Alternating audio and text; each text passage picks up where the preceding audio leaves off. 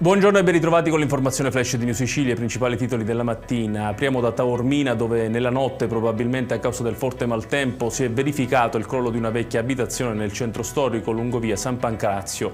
La casa, da quanto si apprende, era disabitata da tempo e non si registrano feriti. Sul posto sono intervenuti i vigili del fuoco, la polizia locale e i tecnici del comune.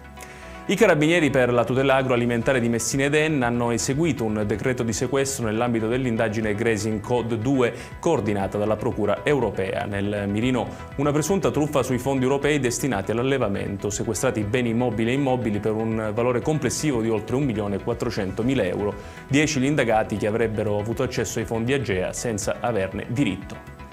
La Polizia di Stato e la Polizia Penitenziaria di Enna hanno notificato 21 avvisi di garanzia nell'ambito di un'inchiesta su droga e telefoni cellulari introdotti illegalmente all'interno del carcere cittadino. Secondo quanto emerso dalle indagini, stupefacenti e microcellulari sarebbero stati nascosti in pacchi postali, capi d'abbigliamento e persino in palline da tennis lanciate oltre le mura della struttura.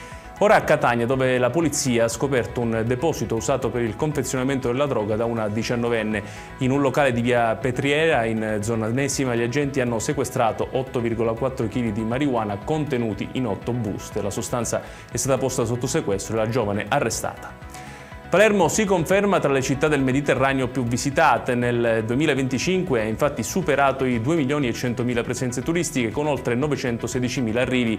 Secondo i dati dell'Osservatorio Turistico Regionale, le presenze sono cresciute del 7,3% rispetto all'anno precedente, con quasi il 64% di visite da parte di turisti stranieri.